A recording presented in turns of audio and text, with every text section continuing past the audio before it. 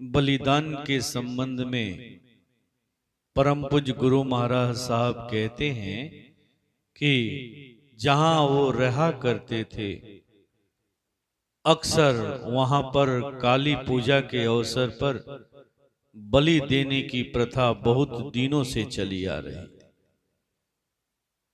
पूज्य गुरुदेव कहते हैं कि जब भी वह उन्हें समझाने की कोशिश करते तो वह उसे अपने वंश परंपरा का हवाला देकर उन्हें चुप करा दिया करते थे। कोई कहता इस काम को बंद करने से उनके कुल देवता नाराज हो जाएंगे। परम पूज्य कहते हैं कि उन दिनों हर गांव में ऐसी पूजाओं के नाम पर 100-200 बकरे जरूर काटे जाते थे और काटने वाला एक ही व्यक्ति होता है। भला कैसी हैवानियत सवार होती होगी उसमें। क्या ऐसे लोगों को मानव का दर्जा दिया जा सकता है? क्या ऐसे हृदय में कभी भी प्रेम के फूल खिल सकते हैं?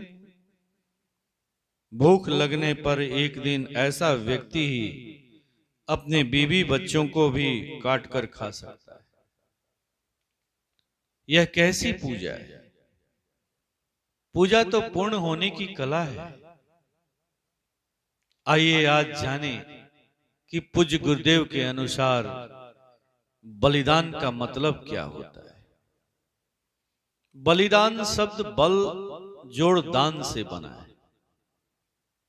इसमें बल का दान देना होता है, लेकिन व्यक्ति का वैश्य अथवा शूद्र बुद्धि वैश्य अथवा शूद्र चरित्र को पकड़ती है, जिसके अनुसार वह अर्थ लगाता है बल यानी किसी बलशाली पशु को चढ़ाना। अब प्रश्न उठता है कि पशु कैसा हो तो जिसे चढ़ाने के बाद हम खा सकें, लेकिन जिनकी बुद्धि वैश्य अथवा शूद्र से ऊपर उठकर ब्राह्मण अथवा क्षत्रिय वर्ण में प्रवेश कर जाती है, वह बलिदान शब्द के ब्राह्मण या क्षत्रिय चरित्र को पकड़ते हैं, जहां बलिदान शब्द का अर्थ बिल्कुल ही बदल जाता है। यहां बलिदान के नाम पर कभी भी किसी पशु की जीव हत्या नहीं होती। इस चरित्र के अनुसार बल से बलि शब्द का निर्माण होता है, यानी बल को धारण करने वाला कौन है? तो व्यक्ति का मैं, अहम। यही वह बलि है जिसका दान करना है। मैं बलि कैसे बना? तो इसके लिए मैं के निर्माण की प्रक्रिया को समझना होगा। जब हम छोटे बच्चे होते हैं तो हमारे पास मैं नहीं होता। अगर हमें कोई मारे तो हम रोने लगते, असहायों की तरह गिड़गिड़ाने लगते। हम किसी से गुहार भी नहीं लगा पाते, लेकिन रोने की आवाज सुनकर सभी लोग दौड़ पड़ते। आगे चलकर जब हम कुछ और बड़े होते हैं तो हमारे मैं का जन्म होता है, पर अभी इसकी अवस्था कमजोर होती है। फिर आगे चल करके इस मैं के अंतर्गत मोह का जन्म होता है। अब मोह मैं को लेकर मजबूत होता है। इससे हमारे व्यक्तित्व की विशालता थोड़ी छोटी हो जाती है। फिर मैं से मेरा का जन्म होता है। अब मेरा मैं को एक सीमा में बांध देता है। अब बच्चा कहने लगता है मेरे पापा, मेरी मम्मी, मेरी पुस्तक, मेरी मिठाई। इस तरह मेरा ने मैं को पूरा बलवान बना दिया। फिर आगे चल करके मेरा से मोह पैदा होता है। मोह का साथ पाकर मैं और बलवान बन जाता है। जब बच्चा जवान होता है तो फिर काम पैदा होता है। अब काम शक्ति भी मैं को और बलवान बना देती है। आगे चलकर इसकी सहायता के लिए क्रोध भी आ टपकता है। इस तरह इन सभी के आगमन से अन्य दो चीजें स्वतः आकर के खड़ी हो जाती हैं, जिनका नाम है मद और अहंकार। ये सभी के सभी मैं को मजबूत बनाते चले जाते हैं और धीरे धीरे अवगुण इनमें बलवान हो उठते। गुरु महाराज साहब कहते हैं कि अगर ईश्वर को पाना चाहते हो तो पहले अपने मैं का दान करो। मैं काम, क्रोध, लोभ, मोह, मद तथा अहंकार से बना है। यही इसका बल है। अगर तुम धीरे धीरे एक एक करके इन अवगुणों का दान करते जाओगे तो एक दिन मैं कमजोर होते हुए तुम में विलीन हो जाएगा। कबीर साहब इसी को कहते हैं, जब मैं था तो तुम नहीं, अब तुम हो तो मैं नाही, प्रेम गली अति शां करी, जामे दो न समाए। यहां पर मैं तुम में फना हो जाता है। यहां पर तुम शब्द गुरु या ईश्वर के लिए आया है। संसार में अगर सबसे बढ़कर कोई दान है तो वह है मैं का दान।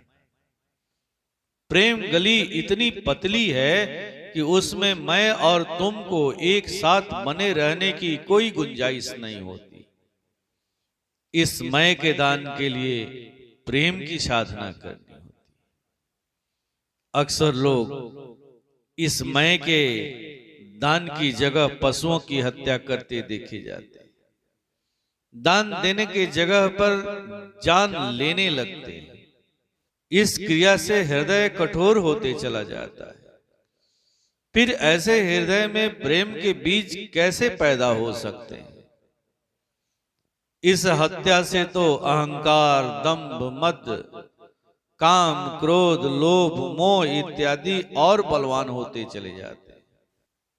इस तरह से हमारे गुलामी की अवधि और लंबी होती चली जाती है और हम छोटे एवं संकीर्ण होते चले जा रहे हैं। अगर यही चलता रहा तो एक दिन हमारे अपने हृदय में अपने बीवी बच्चे के लिए भी कोई प्यार नहीं रह जाएगा और हम कमजोरी एवं भय से ग्रसित होते चले जाएंगे। वास्तव में पूजा का रूप ऐसे ही विकृत होता चला जा रहा है। गुरु महाराज साहब कहते हैं कि वो एक बार एक चूहों के मंदिर में पहुंच गए, जहां दर्शनार्थियों की बहुत बड़ी भीड़ लगी रहती। इस मंदिर के पास की सभी दुकानें बड़ी ही आबाद हैं।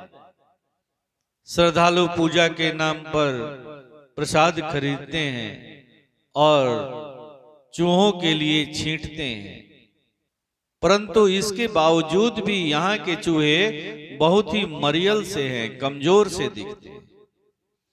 कहा जाता है कि इन चूहों में एक सफेद चूहा भी है जो कभी कभी दिखाई पड़ता है। उस चूहे के प्रति ऐसी मान्यता है कि जो लोग उस चूहे को एक बार देख लेते हैं उनके भाग्य खुल जाते हैं। यही कारण है कि उसे देखने के लिए लोगों की भीड़ लगी रहती। यहाँ नित्य आरती वंदना भी होती है और साल में किसी एक खास दिन भंडारा भी होता है। इस तरह कुछ अज्ञानी लोग कमजोर लोगों को कभी गोबर के पिंड की पूजा कराते हैं, कभी पेड़ पौधों की, तो कभी जल की, तो कभी जानवरों की पूजा कराते हैं। इस तरह से शूद्र मानसिकता वाले लोगों को एक वैश्य वर्ण का पुजारी मूर्ख बनाते रहता है। शूद्र मानसिकता वालों को कभी भी वह ऊपर उठने नहीं देता, ताकि आने वाले कई पीढ़ियों तक उसका धंधा चलता रहे। वह न तो मर सके और न जीने लायक बन सके। आज का बलिदान यानी पशुओं की हत्या के नाम पर किया गया बलिदान पूजा का एक ऐसा ही विकृत रूप बन चुका है।